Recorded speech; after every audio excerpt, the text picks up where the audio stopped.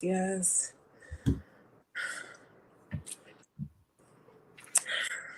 And we are live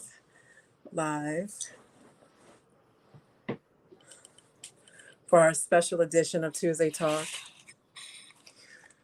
My mom texted me and she was like, I really enjoyed your Tuesday Talk yesterday. Are you going live today? I said, yes. And I gave her the time.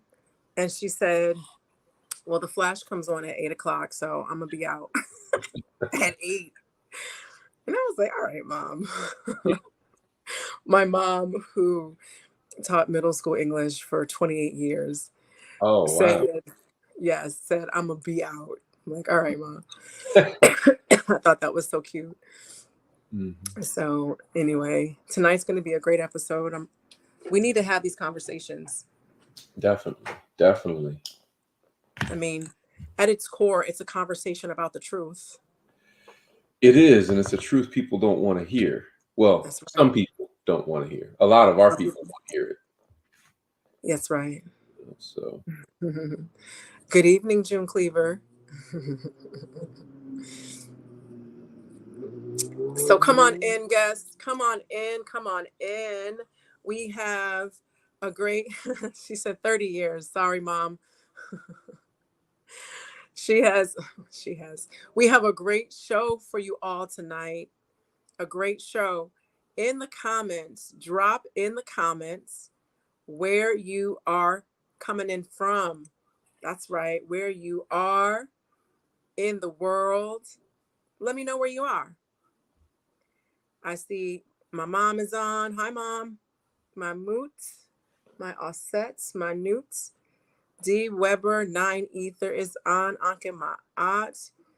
We have Shenka, who is a member of the Shrine of Ma'at. Connecticut is in the house. CT. We've got Dallas, Texas in the house. Big Man 29. It's from Los Angeles. Big Man, are you a Lakers fan? Because I'm a Lakers fan to the core. In Connecticut on the radio station, one of the taglines is big man, baby. So that's what I think of when I see big man. Come on in, you guys. We have a really powerful show tonight. Come on in. Tell me where you're from. We've got Dr. Chike Akua in the house again. Dr. Akua, when were you on last time? Was it last season? Yes, it was on last year. Mm-hmm. It was last year. Okay, so big man is a Lakers fan. That's what I'm talking about. See, good people like to show up. So I do. Oh, we see Baltimore, Tanaya, Tamika, Keshut Sao. Welcome from Baltimore. Welcome. Tonight we have Dr. Chike Akua, who is back on Tuesday Talk. Tonight we're going to be talking about the issue of race, the issue of enslavement, the issue, the fact, let me say it again, the fact of enslavement, the fact of who built the foundation of this country, of the United States, who generated the wealth, why these Western nations are so powerful and so rich. And we all know that it's off of the backs of the enslaved Africans in those respective, in the countries that were colonized by said European power. Now, this show, Tuesday Talk, and the internet in general has a worldwide reach, and we all recognize that. But tonight we're going to focus on the United States. We're going to focus on America and the enslaved Africans who built this country. The descendants of those enslaved Africans are foundational Black American. I'm foundational Black American. All 4 of my grandparents come from this country. Okay, we're enslaved in this country. The descendants were enslaved here. And the United States being such a superpower, we have to look at the roots of that power. We have to look at the roots of that wealth, because that power and wealth and the lack thereof and marginalization and those with resources and those without resources is the continuation of how wealth and power was distributed.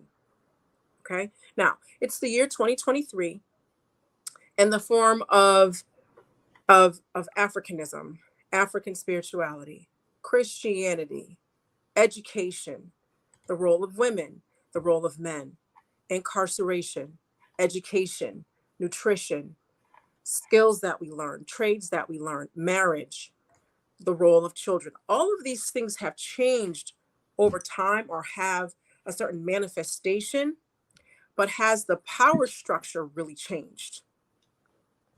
Has the access to wealth and money really changed? Mm.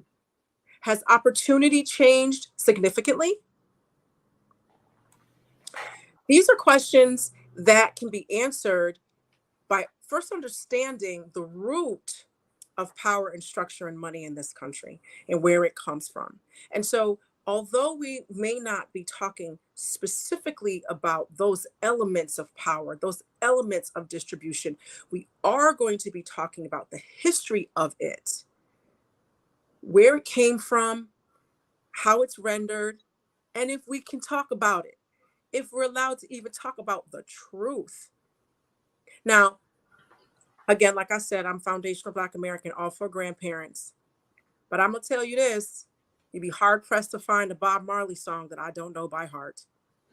Because my parents were Pan-Africanists.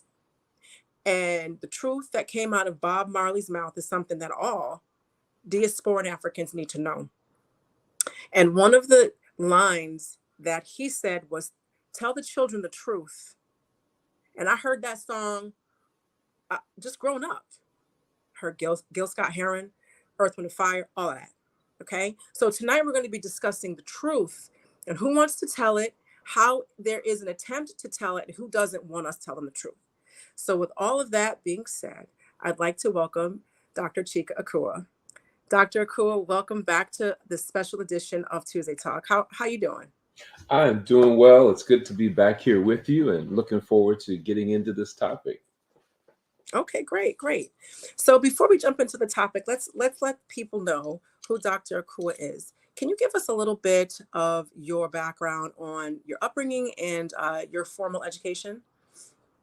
Sure. I was born and raised in Toledo, Ohio, and I am the last of 5 children, which gave me an interesting perspective on the world because my older sister and brothers took very good care of me and insisted that there were certain things that I knew.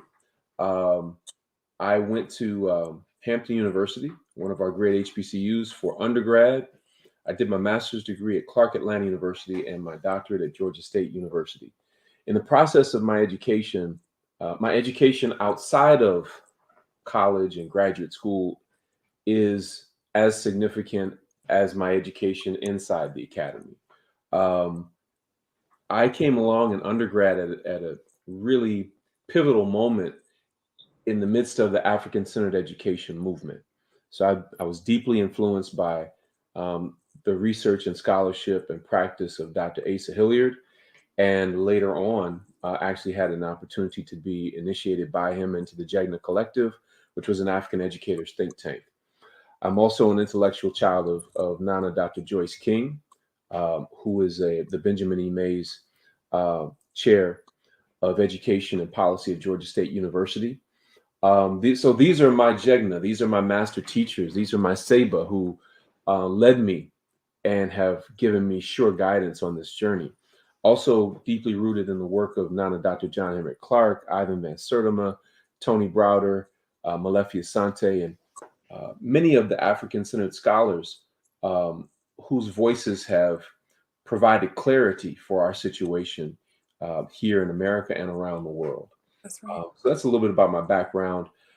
In terms of my profession, I am a teacher transformation specialist and a leadership strategist to urban schools, nationally and internationally, and colleges and universities. And I'm an assistant professor of educational leadership at Clark Atlanta University. Okay, thank you for that. So we have a guest here who definitely knows about education and the impact of education. So we're going to jump into the 1619 project, I'm going to give you a general overview of it, and then we're going to get into the details. Okay, for those of you who might not know. The 1619 Project is a long-form journalism endeavor developed by Nicole Hannah-Jones, writers from the New York Times and the New York Times Magazine, which aims to reframe the country's history by placing the consequences of slavery and the contributions of foundational Black Americans at the very center of the United States national narrative. The first publication from the project was in the New York Times Magazine of August 2019 to commemorate the 400th anniversary of the arrival of the first enslaved Africans in the English colony of Virginia. These were also the first Africans in mainland British America, though Africans had been in other parts of North America since the 1500s and before, because we traveled this world before anyone else, period. The project also developed an educational curriculum supported by the Pulitzer Center, later accompanied by a broadcast article, live events, and a podcast. Historians, journalists, and commentators have described the 1619 Project as a revisionist historiographical work that takes a negative view of traditionally reverenced events and people in American history, including the patriots in the American Revolution, the founding fathers, along with later figures such as Abraham Lincoln and the Union during the Civil War. On May 4th, 2020, the Pulitzer Prize Board announced that they were awarding the 2020 Pulitzer Prize for Commentary to project creator Nicole Hannah-Jones for her introductory essay. So that is a brief general overview of the 1619 Project. So, Dr. Akua, when you first heard of how did you first hear of the 1619 Project, and what was your first impression of it? I first heard about it in the news, and I do want to say, as a disclaimer, I'm still in the process of reviewing the book, so I have not completed that review yet. But I can speak on what I have seen of it so far, as well as the backlash against it. Okay, I heard about it through the news and through newspaper articles and commentaries and video commentaries and so forth. And found that it was refreshing to a lot of us, and then it was it was terribly troubling to those who were against it. And one of the reasons that it was terribly troubling to those that were against it is because the 1619 Project attempts to reframe the national narrative. And anytime you attempt to reframe the narrative of white triumphalism, then that's going to cause some serious problems with those who are patriotic to that notion, that want to elevate and celebrate their ancestors who literally committed genocide against our ancestors.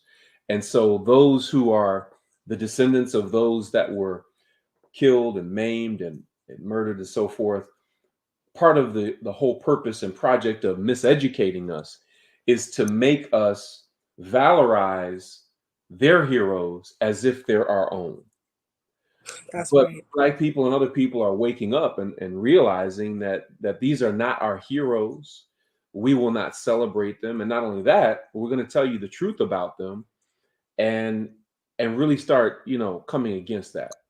But as I said, anytime you try to reframe the national narrative of miseducation, you're going to run up into some serious problems. All of our scholars that have done that and have faced that.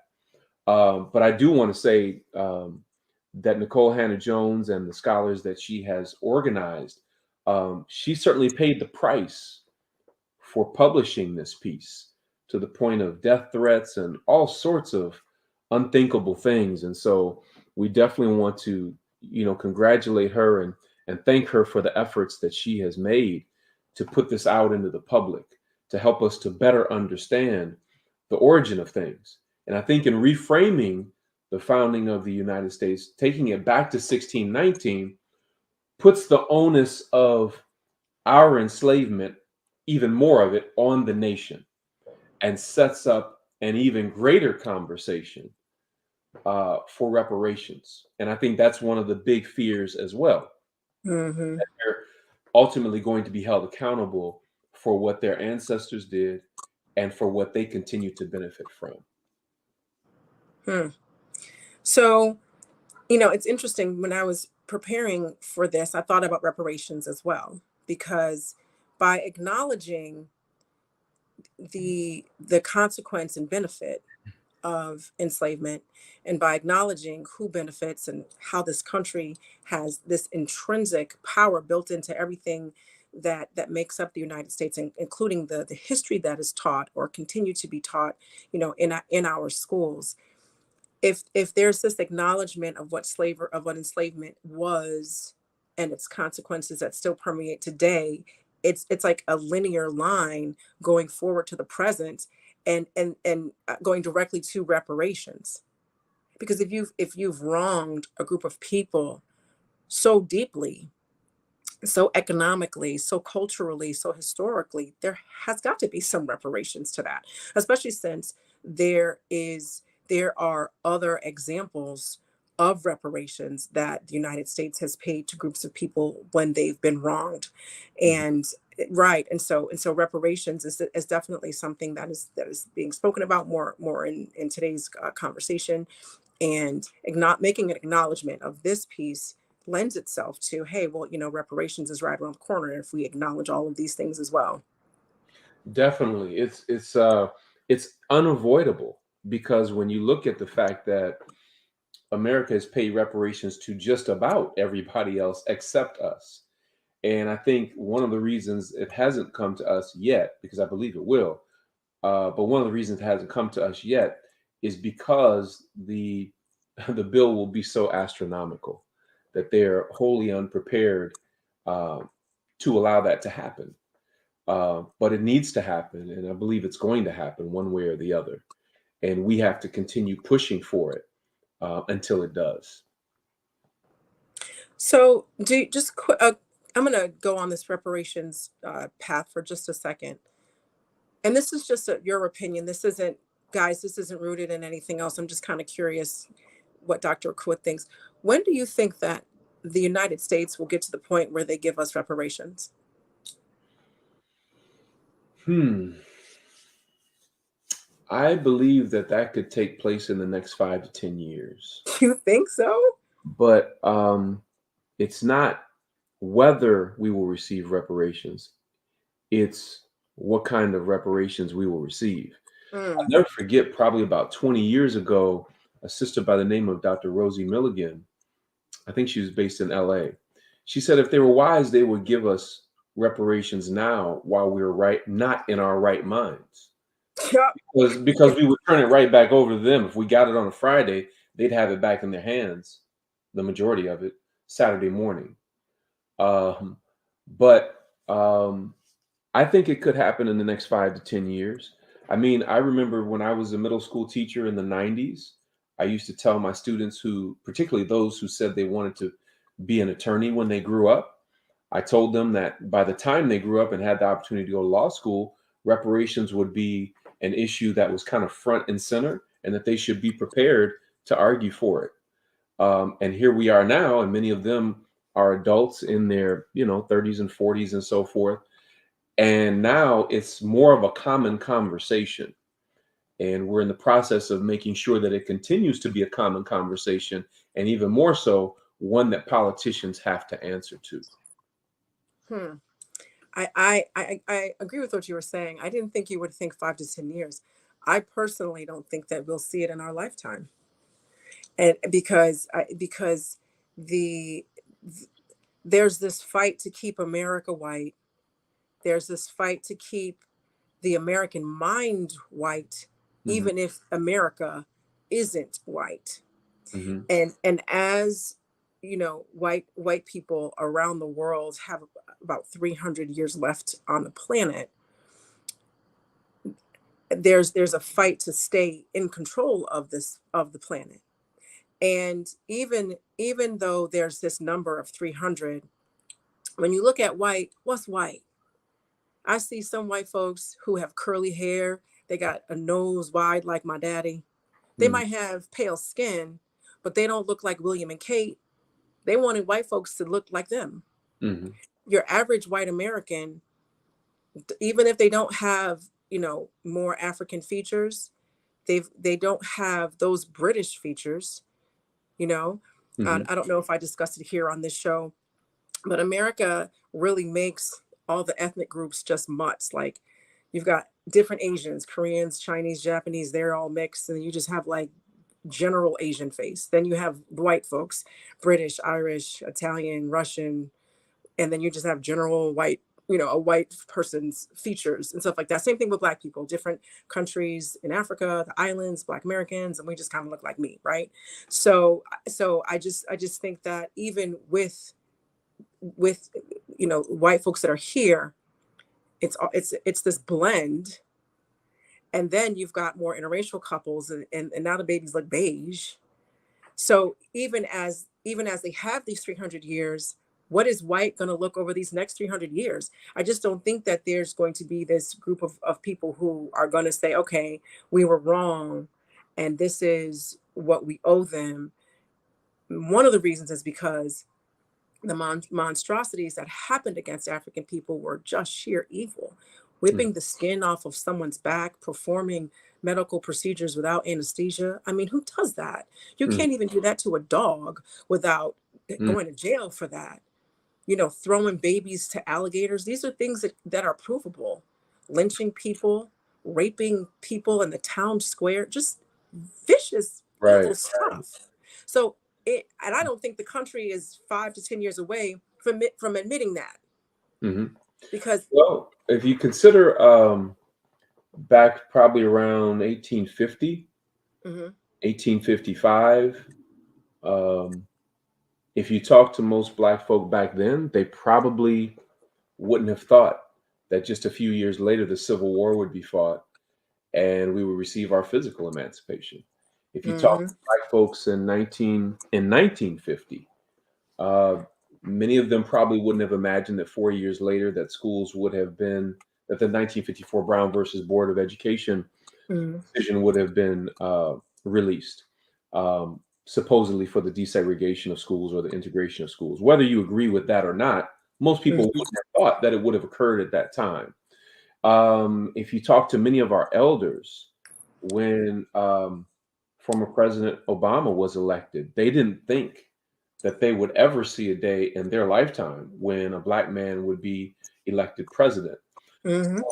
While I can see why you would think that it would take much longer, um, I'm still pushing for 5 to 10 years, and Yeah. and and um, that's why I think we have to continue this conversation, and Mhm. at some point, not maybe in this conversation, but get into the particulars of what that will look like in different areas. What will reparations look like in housing? What will reparations look like in education? What will it look like in healthcare? And be very, very specific, Right, particular, because if you're going to push for something like that, there has to be a plan for the demand. In right, the absence right, of a plan for the demand, it's just talking, and it doesn't seem like it could happen. But there are people who are working on that plan, who have been working and are working on that plan. And like I said, holding elected officials accountable, making them, putting that on the platform that you have to speak to this issue and tell the public what you think about it. And that will do that very issue may sway elections and so forth. So it's not up to them whether or not it happens. It's really up to us. Abraham Lincoln didn't free African people. African speak on people it. freed themselves. We sure did. We were the impetus behind the passing of the Voting Rights Act. We were the impetus behind every major progressive movement that took place on our behalf.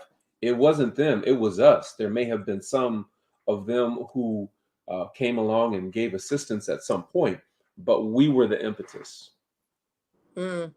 you know in giving that historical timeline, I could see how reparations is closer than we think it is. And I have a couple comments in here. And again, we should probably just have a separate conversation on reparations. Jason Holmes said Gucci and Louis would get it all back, which is basically what you said. While we still out here buying Louis and Gucci and those eyelashes and following every trend that's on Instagram, and fighting amongst foundational Black Americans, Caribbeans, continental Africans, just distracted by just nonsense. And Give that's us why the money now we have to be ready to receive to it. receive it, and Mhm. and until there's a shift in the frame of mind and knowing who you are, it would be almost detrimental for us to get it, because we're gonna give it right back, and then where would we be? You Yeah. know, and again, like I said before, having Pan-African minded parents and growing up like that, when I hear Africans, continental, Caribbean, Latin American, and foundational Black Americans arguing, I just want to beat them all like I'm their mama. Like, what are you doing? This Mhm. is dumb. Why are you being distracted by like the carrot that's dangled in front of you? Like, that's just it just doesn't make any sense to me, you Yeah. know. Um, I just want to read a couple more comments on reparations, and we're going to get right back on track with making sure we can control, you know, at the very least, what it is that we teach our own children in the Yeah. written form of curricula and writing. So, Bawana Haguziki said, "Are reparations just monetary?" I'm thinking slavery took away more than just the ability to produce wealth in America. How does that get repaired? And that's something that you said. You know, what does it look like in healthcare? What does it look like? You know, with reintroducing our spiritual religions. What does it look like in education, which is what we're talking about now? The 1619 project is kind of like education reparations in terms of being able to teach the truth, you know. The other comment by Sharon Brinkley was, some reparations are occurring now in a piecemeal way within the states. What do we collectively think reparations should look like? And Jason Holmes said, I think the first item of reparations should deal with mental health. So we definitely have a broader scope on reparations, as it's just not payment, because it's not like you broke into my house and stole $20 and I want my $20 back plus interest, and then nothing else was Mhm. broken, nothing else in the structure of living was Yeah. destroyed, or you know what I'm saying? Like, So you got to do more than give me back my $20. to give an example from what Jason Holmes said, and what the sister said before, Hmm. it definitely has to be more than monetary. But for example, when he mentioned mental health, Hmm. um, there would have to be appropriations for us to recover from over 400 years of intergenerational, multi-generational, unaddressed trauma. But That's right. in order for that to happen, you have to have funding allocations to train a new generation of Black therapists, counselors, and psychologists in African-centered and culturally relevant therapeutic modalities, because we're not going to get healed with white folks' psychology. That's what got us in this situation. Thank So, you. this is why it has to be so much more than monetary. It has to address a number of different areas, and that's why we need scholars and community members from all these different walks of life to begin to weigh in on it and so forth. And yes, it is happening in some places, as Hmm. Sharon says, in a piecemeal way. You've got it going on in Asheville, North Carolina, um, in Evanston, Illinois. Hmm. California is having hearings about it. But in Evanston and Asheville, it's already, reparations is already taking place on a local level, but it needs to occur on a national level, and that's what we need to talk more about. And I would definitely want to recommend that you speak with a brother by the name of Reginald Muhammad, who's written, along with Michael Muhammad, the National Reparations Declaration. He can go into so much more depth on the issue than I can. It has a powerful framework. Both of them Hmm. have a powerful framework for that. Mm. Mm. Interesting. Looks like another edition of Tuesday Talk is just reparations, what Definitely. it looks like and all of that stuff. And I'm and along with counselors and therapists, I'm gonna say teachers. You Yes, know, I in the education realm, yeah, we don't just have a shortage of Black teachers. We need to raise up a new generation of teachers who have been taught in our tradition that's right. and in our methods to bring out the brilliance within our children, so that they know how to release the genius in Black children. That's a whole different type of preparation than what's available now in most of the schools of education that train pre-service teachers. So there has to be funding allocations for that. So this is why this is why I'm agreeing with the sister earlier. It will not just be monetary. It can't just be monetary, Hmm. because it wasn't just a monetary theft. Hmm. It was a theft of our minds, Right, right. bodies, and everything, history and everything else. Yes, yes, this is definitely something that we're going to continue to discuss. So getting right back to the 1619 project, can you give us some of the information that you've studied and that you know of the 1619 project, and why is this particular this endeavor is so important and so controversial? Well, again, kudos to Sister Nicole Hannah Jones, for organizing this and for having the moral courage to put it out into the public space, to Mhm. make people answer and be accountable to many of the things that she's sharing. When it first came out, my first thought was, um, our story doesn't begin in 1619, as you mentioned earlier. That's Uh, right. our story goes back thousands of years, whether you want to go back to the African continent, and for many of us, it started right here in America thousands of years ago. So when we read the work of, for example, Dr. David Imhotep in his book, "The First Americans Were Africans," where he gives specific archaeological proof that the African presence in America goes back at least 53,000 years. So it's very interesting when ignorant people, when talking about issues of race and culture and so forth, and somebody ignorant will say, "Well, why don't you go back to where you came from?" Well, I'm here. My people came from here, and some of my people came from Africa. So the question is, where will they go back to? So that was Yeah. the first thing that I thought of when I saw the title, the 1619 Project. So our story doesn't begin in 1619, but Mhm. I understand and appreciate what she's trying to do in reframing the national narrative that America didn't begin in 1776 with the signing of the Declaration of Independence. All of the elements of what makes America America were going on back in 1619, That's right. when those first, I think it was 20 Africans were brought into Virginia at that time, in that dispensation of time. We know we were here already and we were here thousands of years ago, but at that particular time. So I appreciate what she's trying to do to reframe the national narrative and Mhm. look at it through the lens of critical race theory. Um, but we've known even before there was such a thing called critical race theory, about the inequities and challenges that we were facing. So I think it's a project and a book that needs to be studied. I understand there's even a program on it now, Okay. on one of the streaming platforms. So I think these are all conversations that we need to be engaging in, to begin to hold America accountable for its crimes against us and its crimes against humanity. That's right. That's right. That is absolutely right. Crimes against humanity. Mm.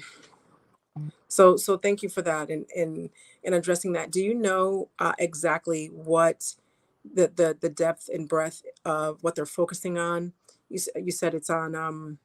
I'm sorry. What was the platform that you said that they have the critical race theory on right now? There's a program called the 1619 Project. It's on one of the streaming platforms. I don't remember Oh, which okay. one, but I think it's Mhm. like a 6-part series. And Okay. so they're going through. I haven't seen that yet either. I Oh, heard okay. about it, and so that's something I'll be checking out as well. Okay, yeah. And and for everyone who's watching, we bring you guys stuff that is happening like live now. So sometimes we get it in progress just like you, and there's just some depth of insight as far as what is going on, and which is why we have people here.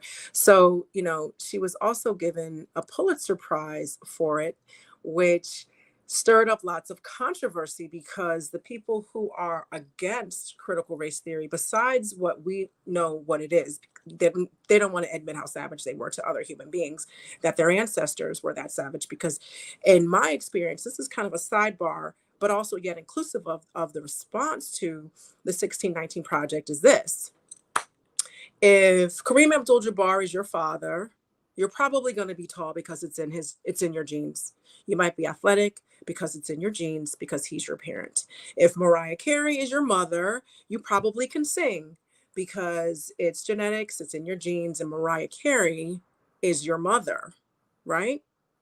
So if your ancestors did evil, savage things to other human beings, what does that make you? Mm. And What does it say about how you're able to benefit from the wealth that was accrued from the doing of those evil things? exactly. And that's the second thing. Not only what does that make you, because you are genetically related to these people, you benefit from that savagery. Mm. So what does that make you? What does it make you? Your choice. Because you can't help who your parents are, who your people are. You also can't help how you benefit from certain things. But if you aren't taking the time to say, I benefit from that, how am I going to adjust my life so that I don't continue to contribute to that? And people don't ask themselves those questions. That to me, in my opinion, those truths are what a lot of people, the overwhelming majority of people, are running from. What does that make me? I'm Right. genetically related, and I've chosen to stay involved by benefiting from it. It causes cognitive dissonance, Mm-hmm. psychologists tell us, and that is where you have um, a very high opinion of something, and then you find out information that contradicts your high opinion Mm-hmm. of that thing. So a lot of white Americans have a very high opinion of America and hold it in high esteem and think America is the greatest place on earth. Mm-hmm. Uh, and then they find out some of the atrocities of what we and others have been through. And the understanding of what we and others have been through authentically has been obscured in many places. It's very difficult to find authentic and very revealing information about what we actually went through as a people. The daily physical abuse, the daily sexual abuse, Mm-hmm. psychological trauma that we went through, the family separation, the lynching, the castration, just unthinkable things. And so what happens is a lot of Americans are dealing um, with that cognitive dissonance. And one of the effects of cognitive dissonance is it causes you to still uphold that thing that you're holding in high esteem and defend it, even though you have this other contradictory information. But to those that are willing to look at the truths that are uncomfortable to look at, they're going to come to possibly a different set of opinions. And that is the fear that those in power have. But if enough people Mm-hmm. start getting this information, they're going to start changing their minds and seeing what we're talking about, and they're going to start to empathize and sympathize with what we're talking about. So they want to put a lid on this kind It's of information. Yep. So one of the things that we know is that lack of knowledge, Black ignorance has been weaponized against us from the time that we first got here. Mm-hmm. Information suppression and education suppression was a part of the project of making a slave and maintaining a slave. Mm-hmm. That project is still very much in place right now. You know, I growing up, I went to a really good public school from fourth through fifth grade. I'm sorry, first through fifth grade. In the fourth and the fifth grade, I was in gifted and talented. In the sixth through 12th grade, I was at private school in Connecticut. So I definitely got and then I went to Spelman. So I definitely got a great education. A few years ago, I taught in a prison pipeline school in Connecticut. And to see how systematically and systemically meaning happens in these institutions. It is a part of the institution, right?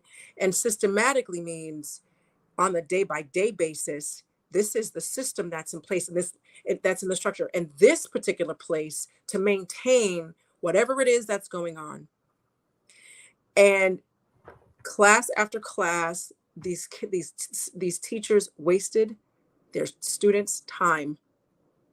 And a couple of teachers that I saw that were really trying to give them some good education were hounded and harassed by some of the powers that be in the school. I was a substitute teacher at that school. I was one of the teachers that gave those kids what I got. Why would I water it down? Because they're Black, because they're Black Hispanics and African immigrants. Why would I downgrade that? Why would I, I heard these teachers talk about them, their families, their home, just all kind of, and then you turn around and teach them. And so long story short, I personally did not receive systemic bad education. It was colonized education. I mean, we can say that because that's the truth. And I just remember being in some of my history classes, being like, and saying like, that's not true. Because I had my parents, I had my mother, and I had my father, and I had my upbringing, and I knew certain things, weren't true, which was part of my angst, which is one of the reasons why I went to an HBCU, because I was sick of all of the angst, So, but to continue to have, but the continuation of the misinformation and the lack of information is not something separate from how enslaved Africans were treated as it pertained to education. See, people have to understand that this isn't like some random thing that just like dropped out of the sky. Oh my God, the schools are bad. Are you kidding me? Mm-hmm. That is not what is going on. If you look back, you can see the history of the education. It's all colonized. It's all whitewashed. We ain't even talking about that. We're not even talking about that. Right now, what I'm talking about are fundamentals that were taught, like fundamentals in math, fundamentals in reading and phonics and essay writing, learning trades, really being able to think and critically and analytically. That's been taken out of schools. That has been systemically and systematically taken out of schools, where you have Black kids and you have Black people immigrant Black people from all over the world. They haven't taken it out of the prep schools, though. They haven't taken it out of the private schools. I have friends who have kids in private school. I have some friends who are like, yo, Sai, I want my kid to go to your prep school. You know people there? Yes, I do. Called them up, wrote recommendations. They got in. Why? Because there is no prison to pipeline agenda at these prep schools. Why? Because the rich and white kids go there. And smart middle-class kids like me who got in because I'm smart. Let me go back to something you said earlier when you used the term school to prison pipeline. Mm-hmm. We're trying to help people to reframe that language to say preschool to prison pipeline, because there's data that shows that it is preschool, that as young as 3 years old in preschool, our Black boys are being targeted. Okay. So a couple of the people who brought this to light were Zakiya Sankara Jabbar and her husband, Hashim Jabbar, when they noticed that their son was being targeted in preschool. And Zakiya, had the presence of mind to start doing some research about, she was told that her son needed to be tested after 3 days, and he's 3 years old. And so when she started doing research, she began to see that there was more to this than met the eye. She came across Jawanza Kunjufu's work on countering the conspiracy to destroy Black boys, and later found out that in the state of Ohio, where she was at that time, that I think it was almost 100% of the students who had been suspended in preschool were Black boys. How are you suspending somebody in preschool? So they helped to found Racial Justice Now, which influenced policy for them to change the law in Ohio that you cannot suspend a preschool child. So you asked the right question. How do you suspend a child who's in preschool, right? And so there's a lot behind this. So it is, in fact, the preschool to prison pipeline. And I just finished writing and releasing a special report for the Wayfinder Foundation, and it's called Dismantling the Pre-School to Prison Pipeline Through Black Literacy and Education for Transformation. And what I've done is I put that in the chat box. I think it's so that you can see it. So you'll have to make it available to everyone else. Yep, it's right there. Yeah, if you go to wayfinder.foundation, you can download that report for free. It's no charge, but it's very revealing when you see the history of how the prison industrial complex was brought into being on our backs, how it how it completely decimated our families and communities as they were building wealth for themselves. Thank you so Mhm. much, Yoga Girl Sai. That's somebody else that posted that just now? No, that's me. I That's teach you. yoga, Okay, yoga girl I'm Sai. sorry. That's Okay. okay. That's Yeah, me. so definitely please circulate that. We literally just released it this past Saturday Mhm. in Washington, D.C. And we're going to be going around the country and having these forums in communities around the country to inform our people of what's going on.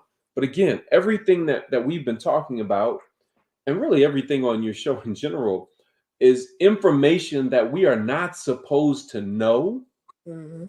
and that we're not even supposed to desire to know or even know that it exists, given the level of miseducation and brainwashing that took place during and after our physical captivity. That's right. Yeah, so the purpose of our miseducation was to take us so far away from these cultural realities that we wouldn't know and wouldn't want to know. There's an African proverb that says, not to know is bad, but not to wish to know Mm. is Mm. worse. Yep. Right? So I'm not going to call anybody out in my life, anybody Black who doesn't wish to know. When I was younger, I don't know if y'all know, but I have some Sekhmet energy. And for those of you who know the story of Oshun, I have Oshun energy. But if you really know both stories, you'll know I'm saying the same thing. I'm going to just drop that nugget and you can go do your own research. Okay. Grow again, Pan African parents. I always knew Santa Claus wasn't real. I always knew Jesus was Black. And I always knew Africans were the first people on the planet. I knew that so early in my life. I do not remember my parents telling me. I just knew it. Of course, you're not born knowing anything, but I just knew that. Okay. My mom was very matter of fact. She was like Claire Huxtable. I always use her as an example in describing how my mother, comports herself and how she raised me. All right. So when you see something that doesn't make sense and you do your own research, then you find the facts. Mhm. So these are the facts, right? So these are the facts. And for a long time I didn't understand why Black people would say certain things, do certain things, behave certain ways, look for acceptance with groups of people that don't want to be with them, that don't want them there. Or the only way that you could have a whole lot of white friends or be in white spaces is if you allowed them to mistreat you and say whatever they wanted to say, call you the N-word whenever. That wasn't me. I was like, that's not happening with me. As a matter of fact, the first semester I was at my prep school, this guy called me the N word. And I asked my mother the equivalent of the N word for his white ethnicity. And she told me, and I was ready for him because I had told the art teacher she didn't do anything. I told the middle school headmaster he didn't do anything. That's when I asked my mama. She told me. And the next day in art class, we were sitting on our benches and I looked him straight in the face because I was ready for him because I ain't scared. He called me the N word. I gave him his respective European N word equivalent.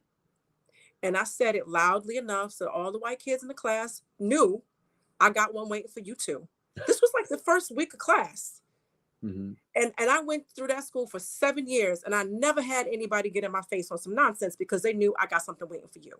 I Mhm. was friendly. I had friends. I was a varsity athlete, all of that. But you're not going to play me. Right, right. Now, over the course of my life, not just at school, over the course of my life, I have seen Black people so weak, needing white approval. And I did not understand why. It took me to be an adult, to initiate in the shrine of Ma'at, to become a priestess, to have Anika and Jabari, and mainly Anika, check me when I wasn't doing what I was supposed to be doing as a priestess. Some people want to be priests and priestesses. They don't understand you're going to get checked. It's going to be humbling, Mhm. humbling. All right. And so, but I respect both of them. I know their process. I knew them before I was even initiated, and they live the life they say they do. Right. Mhm. So, because I'm listening to them, I started to understand why people do the things they do. And in effect, I'm doing the same thing as those Black people who need white approval. I'm going to explain why. When you look at the savagery, when you look at it, people respond in the way that works for them. And some people are like, I'm gonna just go over on their side and be nice, and maybe they'll be nice to me. I'm gonna tolerate what they say and do, and I'm just gonna find common ground, and we only talk about certain topics or don't go so deep, and then boom, I can live a good life, right? I can have a whole bunch of friends, we can go to the bars and kick it. That's how that person can handle it. Then there's people like me. I ain't having it. I'm gonna call you what you calling me. I'm gonna tell you the truth, or we just ain't gonna be friends. And that's how I feel comfortable, excuse me, dealing with it.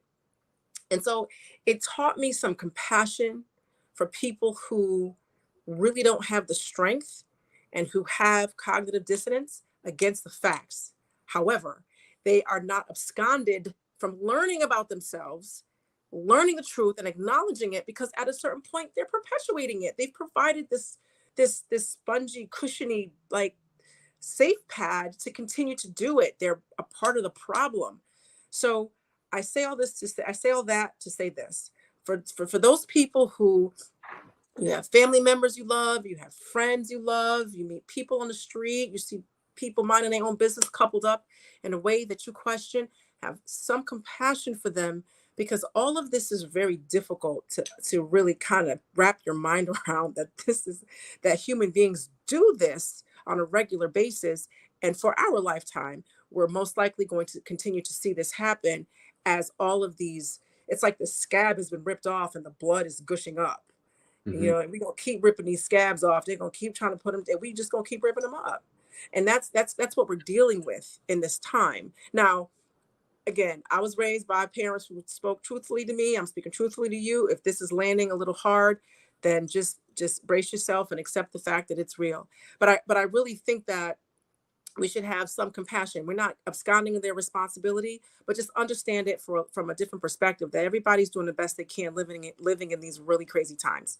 Just kind of wanted to say that a little bit. Sure. I think it's important that we understand that a big part of our work is not seeking other people's acceptance. I know that's right. That's That right. is so very important for us to understand that. What we need to do is seek acceptance amongst ourselves and be clear about what our narrative is. That's right. If we are in communication with those outside of our community, it is incumbent upon us to show up as who we are, being who we are, with power and strength, and make other people adjust to our presence rather than us constantly having to adjust to their perspectives and their presence. But yes, you're right. There are so many who have been miseducated with injected oppression, so much so that they seek that acceptance from others. And if they can somehow convince white folks that white folk are in fact racist, or that something is in fact unjust, that they've won a battle of some sort. But the reality is, we have to understand who we are, and as I said, show up in our presence and in our power. That's And I right. think we would be surprised at how things begin to shift when Mm-hmm. we do that without us seeking somebody else's acceptance. But in order for that to happen, we have to be properly educated and socialized in the best of our own traditions, and not wait or expect for others to do that for us. Because even the most well-meaning among them cannot do for us what we must do for ourselves. That's right. I gotta speak on this. I gotta speak on this. We are the ones who are going to save us. Let me go back one other further step. What are you fighting for?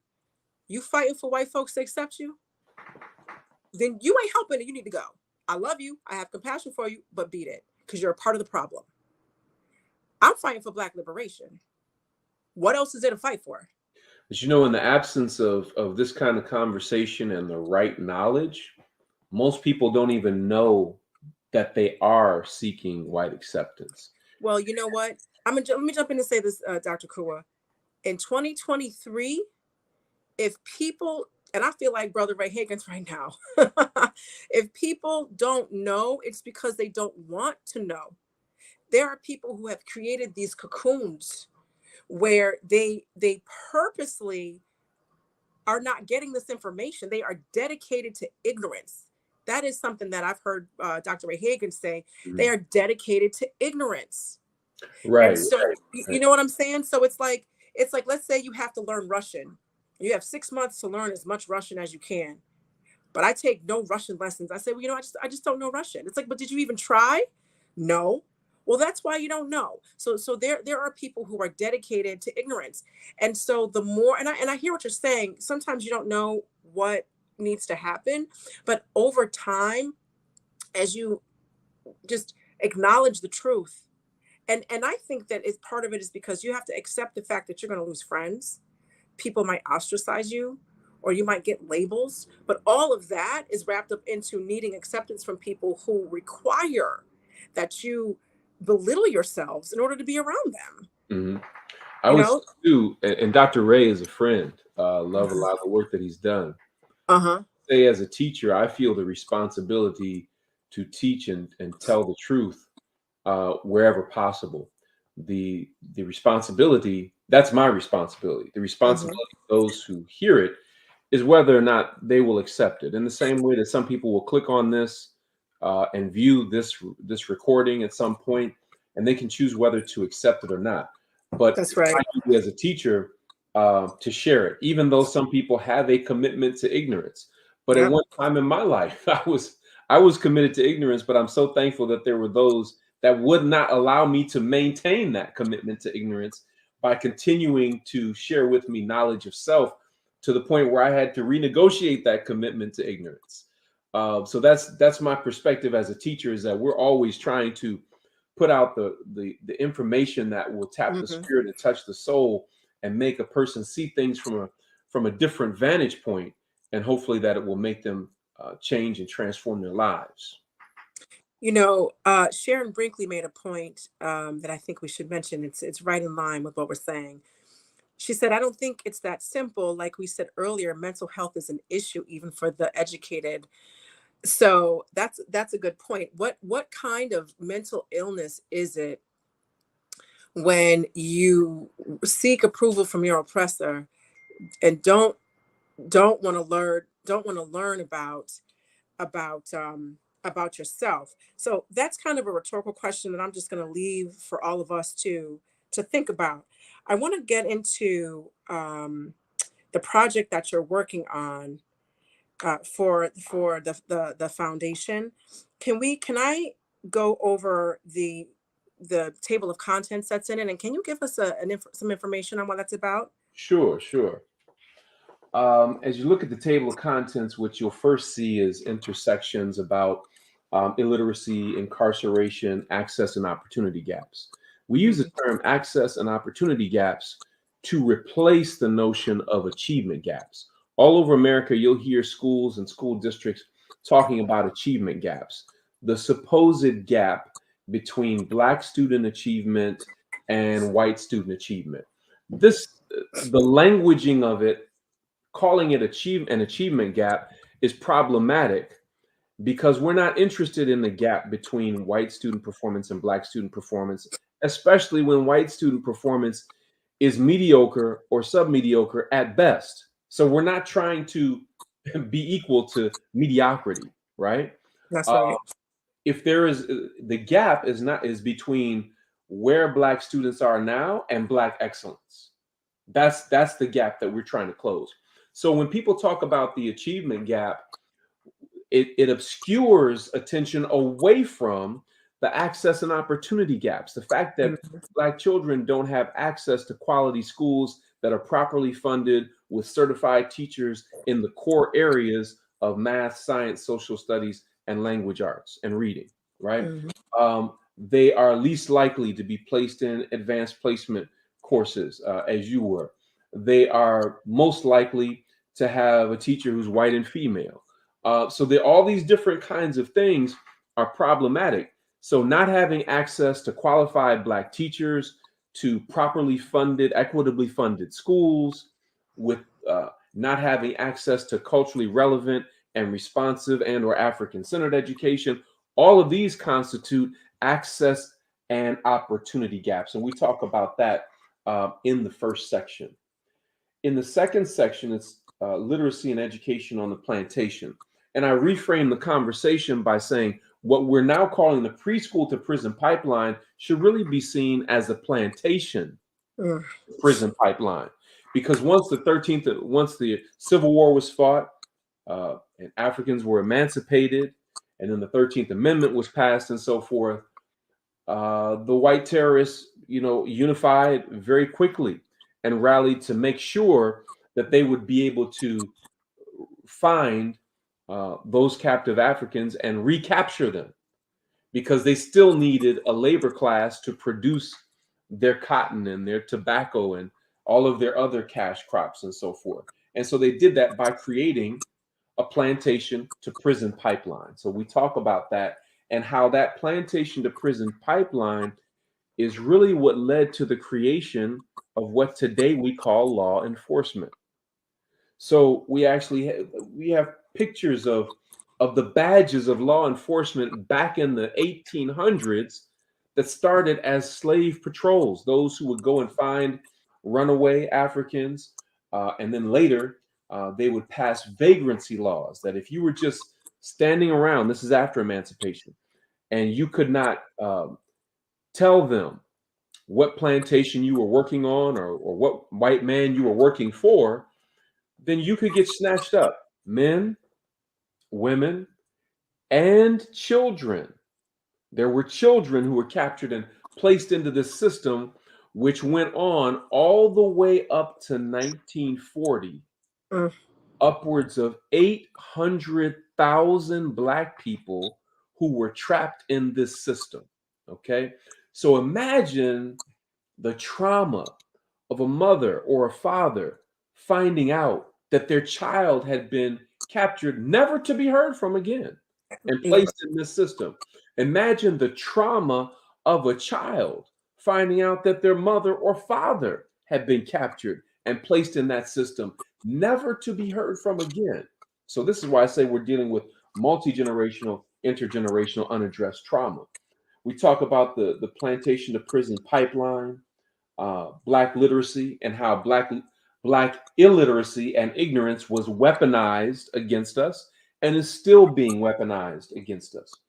We talk about the funding disparities and how those disparities, what monies go to predominantly Black schools. Our public schools today are more segregated than they were back when the 1954 Brown versus Board of Education decision was made.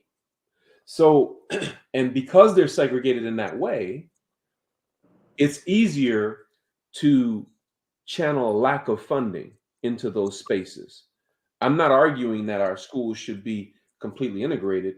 I'm not, and one of the challenges was our children were bussed out of schools where they were loved and nurtured by Black teachers and leaders. That's right. They were bused to white schools where they were terrorized daily. And so we're saying that you shouldn't have bused Black children. You should have bused equitable amounts of money into the Black community. So there are a number of things we talk about that. We talk about an example of when there was competent, strong Black leadership advocating for African-centered education in public schools and making it happen, outperforming the state. That leadership and those systems were systematically dismantled. And so we use Detroit Public Schools as a case study to demonstrate that, and how that system was completely dismantled. And it was over a bond initiative that was over $1 billion in the hands of Black leaders in Detroit. And when white folk at the state level saw that money, the state immediately swooped in, took over the schools, and dismissed the current school board and put another board in place of their people to control that money under the guise that they were trying to improve the schools. But the schools were already doing well and outperforming the state average. So there's a lot of different things at play, a lot of moving parts that our people are not aware of, that when you see how this preschool to prison pipeline has been constructed and how it's daily in effect, how the funding inequities are going on, and the cultural identity theft is happening to our children every day, the more that we know about this, then there's the more that we can do something about it. So I cannot impress upon people enough to please check out this report and circulate it as widely as possible. And we may be coming to your city or your community very soon to have one of these forums to discuss it. Awesome. Thank you so much, Dr. Akua. And when you have those forums across the country, please just let me know.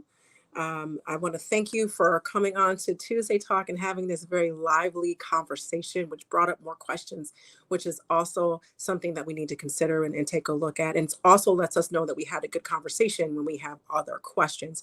So I have in the chat, Dr. Akua Zell. We don't, and I have my Cash App as well. We don't do it for money, but we need money to do it. And we would appreciate any donations. I'm also going to update the flyer so that you can see, so that you can know where to go to the foundation, where you can download this guide, and also his Zelle. So thank you so much. Really, Dr. Akua, it's always great to have you here. And thank you so much to everyone who shows up for Tuesday Talk, even when it's on a Wednesday. I really do appreciate it. And I will see you next Tuesday. Mwah. Shema Ma'at. Peace and blessings. Hotep.